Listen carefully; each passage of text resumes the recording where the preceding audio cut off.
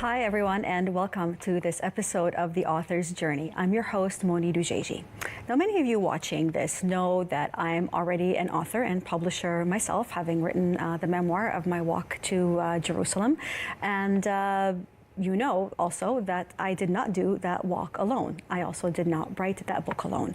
That book was a collaboration with someone who I didn't know at the time was himself a very talented author, a very talented storyteller, graphic novelist, and illustrator, who happens also to be today my husband.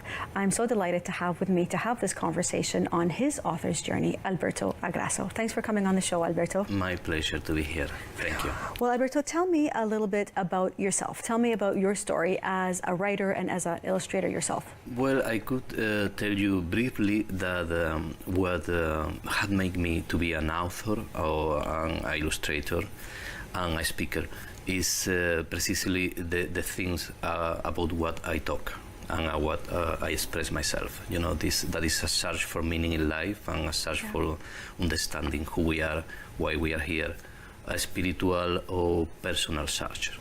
Yes. Yeah. Were you always, when you were young, were you always reading? Were you always writing as a kid? Yes. As a matter of fact, my mother was a very religious person, and she was educated at that time. Because you grew up in Spain. You didn't grow up here in Canada. I you grew up in Spain. Yes. In the south of Spain. My mother, one thing, she loved to read. Then she, to me and my brother, she gave us books and comics, stories of saints, because she was very religious. And she put us to read to her in the kitchen while she was working. But her intention was not only to entertain herself, was that we learn to express ourselves better, and we learn the stories of these people that for her they were great people. Yeah, well, I can imagine that that kind of upbringing obviously has influenced how you see the world. It's influenced the kinds of writing that you like to do. So tell me how her upbringing and how she raised you influenced how you see the world. Was not only that, obviously, there was so many things in our childhood, but that influenced us in the try to be good people, to try to be honest people. I wanted to be a priest at that age. And after I wanted to be a firefighter, and an astronaut. Today I see that is very funny, because for one part was the look for honesty and to be a good person. The firefighter was to overcome your fears, and to help other people. And the astronaut was the fears of exploring. Yes. Then all these things that I wanted to be when I was a child still are, the essence of them are still in myself. Yeah. Because today I consider myself to not like a priest, a religious priest, but a person that tried to bring a message and tried to bring good to the world, to the people. Well, I mentioned that, the first book, Walking for Peace, was a collaboration between you and I, even though I'm the main writer, if you will. And it was two people trying to agree on one storyline. No, really? Yes, it was that way. Yeah. So tell me, Alberto, what was it like for you having to work with another person to try to agree on what the story will be? Because a lot of people will, at some point in their career, I think as writers, perhaps have to collaborate with others. And how do you make that work without, losing yourself or losing, your relationships? Well, for me now, today, at that time, was difficult, and was difficult for you, was difficult for me. But today, I see it like a gift. I think all happened for a purpose or for a reason, and all is looking for us to enrich our lives and to expand our consciousness or mind. Yeah. Then it was difficult, but at the same time helped us to understand better each other, to see the story from different angles, to understand why for you were more important than some things that for me, and that make us to consider the value of the opinion of the another, and at the same time to try to honor our own opinion and our own view. Then what came from that was, for me, I think, was a greater story than the one that we would have to write each one separately. Yeah. Today I see that very clear. Of course, it was difficult because you need to do some compromise and to leave some things that maybe you will want or not, but there is no doubt that was a great gift. Yeah, I think it's looking on it looking back on it now, the story, the collaborated story, is not perhaps the story I would have written alone, and perhaps not the story that you would have written alone. But together, it created something that was entirely different, unique. It was unique. It had just aspects to it that would not have come out had I just been the one to actually do it myself. So, what big tip would you give to someone who is working with another person right now, collaborating on a story? Well, exactly that. Try to open your mind, honor yourself, honor your truth, but open your mind to know better. That there are maybe angles that you have not considered. Yeah. Try to understand why another person look things in that way, and try to write something that honor both of you, and especially the truth, the mystery that there is there in that history, because there is always something great there. It's not about how good is going to look my novel or my book. It's what is going to be the final product. That is a gift not only for you, it's a gift for everybody that is going to read it. Yeah. Then try to honor both of the truth and try to grow together in the process. That's a great way of saying it. That's very good. Thank you. Now, you went from that specifically to children's books, to writing and to illustrating children's books. And I know this is a dream of many people that I have met who want to be able to write a children's book. So tell me why you decided to start down that path of children's stories. Well, first we had a daughter, now today is 14 years old, Silvana. Yes. That is a great girl. But I know that I had that desire before even she was conceiving our minds. Yes. And it's because I see that children are pure, are innocent, are still full of wonder. And it's easier for them to accept this truth, or to accept the image of a beautiful world, a world that what purpose is love, and there is sense in life. That is really the message that we try to bring with our books. Yeah. They are open still, they had not been traumatized or had interpreted experience in a wrong way, and still they are open to these views. Then are like seeds that with time will grow and will help them to be happier and to live life, more fulfilled life, and enjoy more this adventure that is life. So what do you say comes to you first? Does the character come to you first, or does the story or the message or the idea come first? Because you do both. Because a lot of authors are the ones that just worry about the story, but you are the illustrating and the writing at the same time. So which comes to you first? Usually, when I think logically, and I'm thinking a story, the first thing is the story. The message or what I try to say, and after come the characters, at least that the characters are basing on personal experiences. Then you had there the characters already.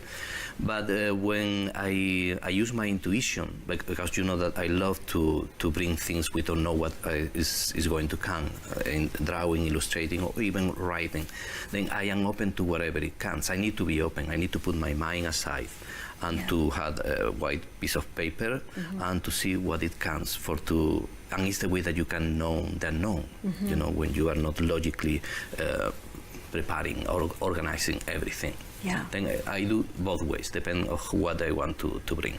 Well, with the children's book, when I look at your illustrations, even on the cover, there is a softness to them. There's a kindness to them, and it's a style of illustrating that is, I think, quite unique. Has this always been the way that you have drawn? Because ever since I've known you, you know, you're illustrating, you're sketching, you're drawing.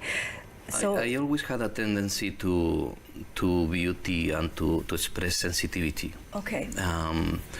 I see my old drawings before I had what I call my awakening, that I had a point in my life where I changed totally my point of view of things. I still had that beauty, that sensibility, but it was filtered with sadness and with frustration, because at that time there was many things that I didn't like in the world, that I didn't understand at that time, that made me feel sad, made me feel sometimes injustice. And I painted, I drawing, and I write stories of warriors trying to find or to escape of a labyrinth. Right. I remember that I liked the mystery books when I was was a child. That is curious, is another thing, because today I explore the mystery. Yeah. You know, I read the famous five at the time, and the famous five. Maybe that was something five, in, and the Secret Spain. Seven. Enid Blyton, I think, is the writer, a British writer. And now I understand that there was a meaning in that. For that, I think that is a purpose. All life is like a connected dogs. No? Yes. Then at that time, before I knew all this, before I discovered all this meaning of life and sense of life, I was more carried for my emotions. And then you could see more negative emotions, sad emotions, or anger emotions. And you could see that in my drawing. After I had experience in my life that changed my point of view and opened my eyes to another way to understand life and myself, as a way to understand life from love. Okay, we are here because we are loved, and because there is a purpose of love in our life, or change. Then all of that I wanted to bring was what I was feeling: joy, happiness, this perspective of the world that was beautiful and meaningful. And you can see the change from that point, that was in 1997, to the next day, so to the next month. That was a big change. Because it's true. Because you have two children's books. You wrote the I Am Happy books, which are available, which is 3 languages in one book. The I Am Happy, Je suis heureuse, and Soy feliz. So it's English, French, and Spanish. Yes. And the other children's book, which is very recent, the My Family and I. Yes. And what is it? They're similar in the sense that they follow the same little girl. Her name is Angela. But what is it that you want? See the world with the eyes of love. Exactly. That is what we're talking. Yeah, and she's explaining the concepts of family, for example, what it means to her. But these are read-along books. So these are books that are being read to the children by their parents. What is it that you want parents to receive? What message do you want them to pick up when they are reading these books to their children? Exactly the same. I want that is like a reminder to them of how they felt once when they were little. Because I think we have not lost that little child that we were once, that was curious and playful and full of joy and wonder. We have not lost. It's still in us. Then what happened is that we had many experiences that we had interpreted bad, or we had learned because others with their good intentions, or no, but usually with their good intentions that teach us to protect us, that had make a world very dark. Little by little, and I think it's what caused depression today, and is very common. Is because we had lost the purity of our vision, that vision that really felt, with our logic, with our thinking, felt that this world is something great, it's wonderful, it's magnificent, and we have lost this with time, with our experience. Then I think parents can reconnect with that vision when they read to their children, when they play with the children, when they try to be to their level. They feel the joy that once they felt, and they feel the magic that that was there and is still here, is we connect with it. And I try that this magic, we can connect with it again, because this magic is waiting for us. It's everywhere, it's around us, only we had lost the vision to see it. That is, I would like to help to raise the vision, to raise the understanding of what is around us and who we are. I love that. Well, thank you for that. Thanks for sharing that vision. And we're going to continue. There's more. I know that you have more to say, and we're going to continue speaking. We're going to continue speaking. But for now, I do have to take a very quick break. Please stay tuned, everyone, as we come back to continue our conversation with Alberto Agraso.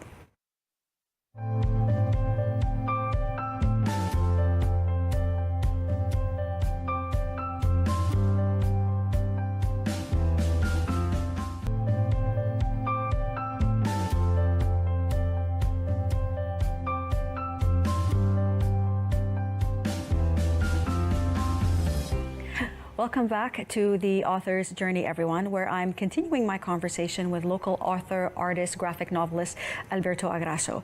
And in addition to the children's books that he's written, he's also written a book for people who wish to meditate. It's a book of meditation, it's a book of reflection, all based on some of the original paintings that you have done. And this book is called The Call. Now, do you want to tell me why you decided to write this book? Well, that book is a long poem. It's a poem. It's a long poem. Exactly. That with the images try to explain what is the call that we all feel in some moment in our life, or from forever. And I think we feel always a call for looking for a dream, following a dream, or following something meaningful. Sometimes it's to fulfill an emptiness or a sadness that we don't know why we felt. But I think really that this is a call that our real self, in some way to say, our soul, or the reason for what we are here, wherever we are, that this is another question, is bringing us, is trying to call us home, to try to understand what is what we are living and why we are here.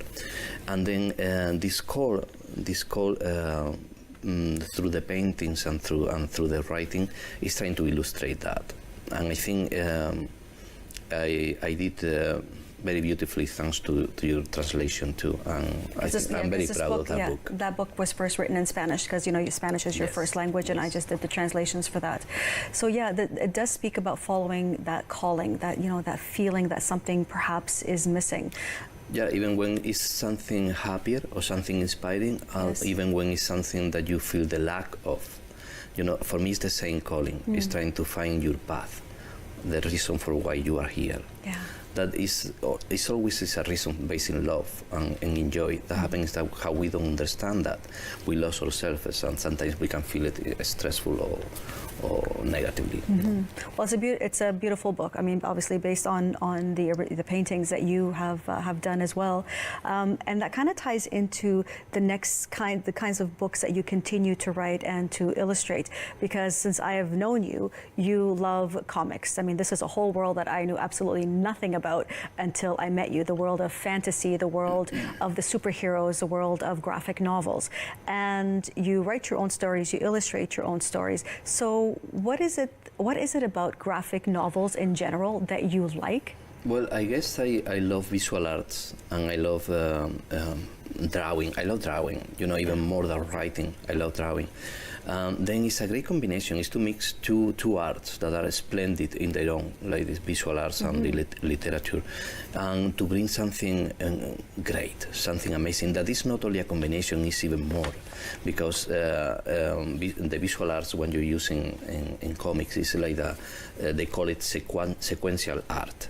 It's through a line of images to bring a message. Sometimes you don't need even words. Only the images in sequence bring the message. But when you combine with a good writing, and there is a story, both can compensate, can help each other to complement each other to bring something even greater that they could do alone by themselves. For that reason, I love it. Yeah. And so, are there certain kinds of graphic novels that you see are not being written that you feel that you want to write about?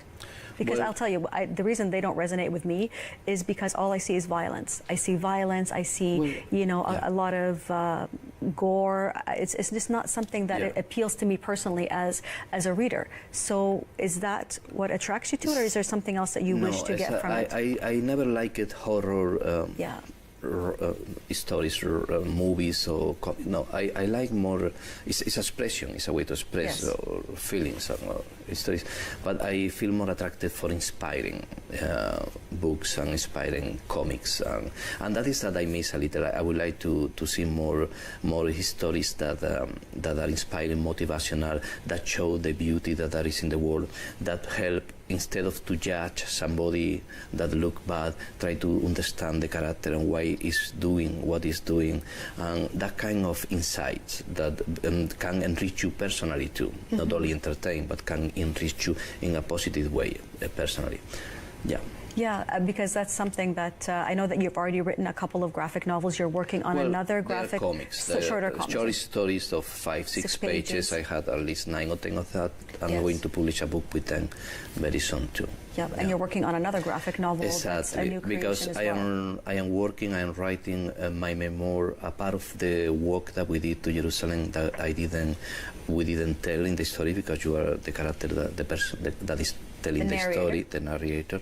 And there is a part important that we separate that I didn't tell at that time, and I'm writing that like a novel, and I'm writing to my memoirs about how I found spirituality and the vision that I found today.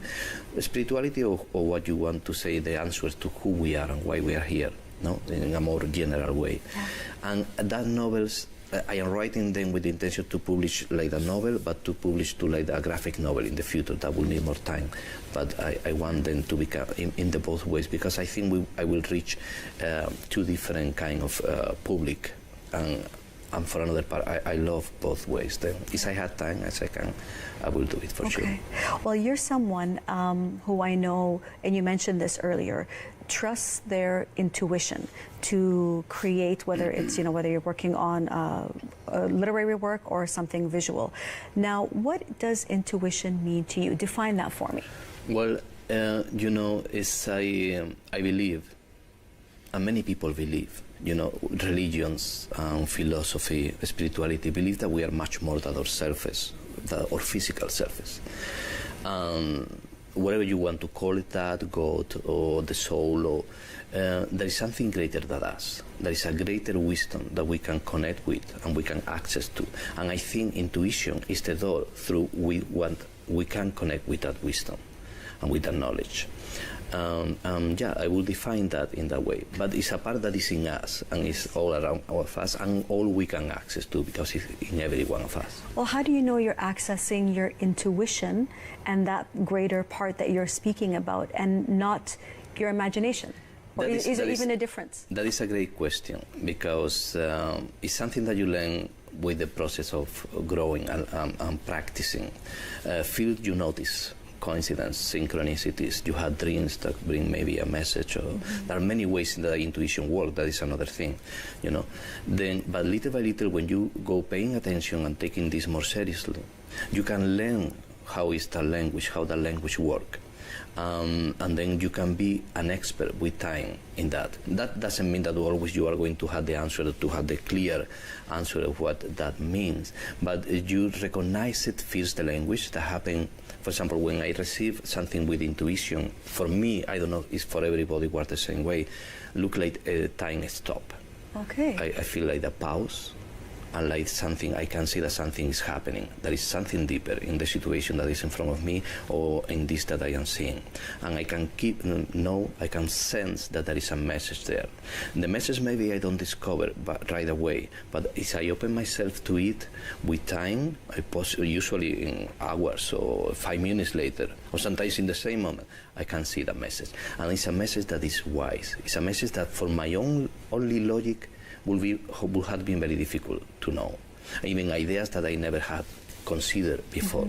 Then that made me think, obviously, that there is a wiser intelligence that is connecting with me. Maybe it's my own, that is in my subconscious. I don't know. I don't want to say that I know exactly how it is, but that is something for sure. Yeah, I mean, writing from that place or connecting from that place to draw or to create is very powerful, because I feel that too when I'm writing. There are moments when I'm writing when I read it afterwards and I go, this is not me. Where did this come from? These are not my thoughts and my words. Or my illustrations, you have seen something. I love to do that. Have a white paper in front of me. I don't know, whatever need to can. And I apply that with people or with situations. What is happening really in this situation that is in my life, on the life of this person? And then I allow that wherever the images start to come, I don't know what I am doing, but at the end, all makes sense. It's like the hieroglyphic. That had symbols, that are archetypes, that, and all together obviously show a message that is usually very clear to understand.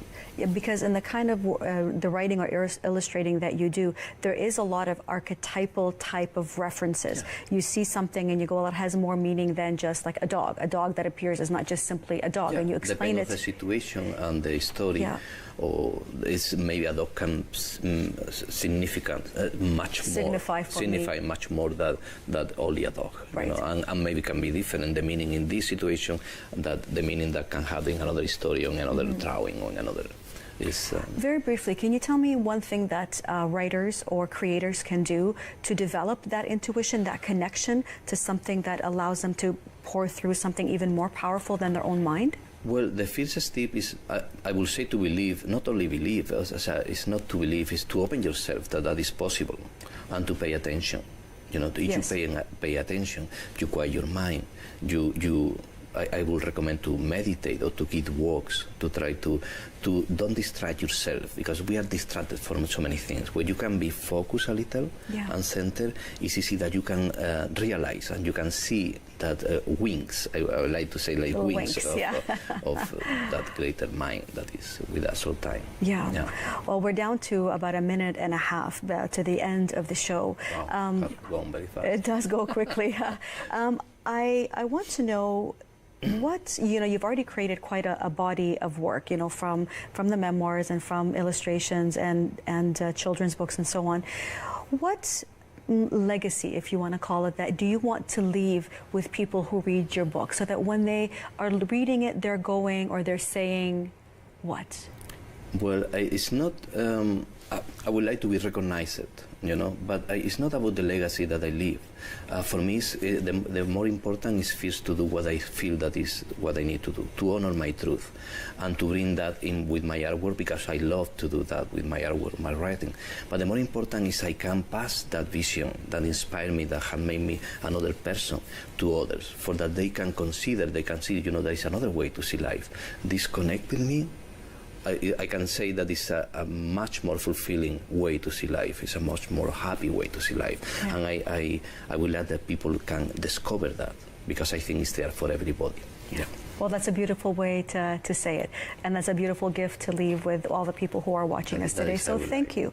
Thank you for coming on the show. Thank you for sharing your wisdom. And thank you all for tuning in to this episode of The Author's Journey. And we'll see you on the next one. Bye for now.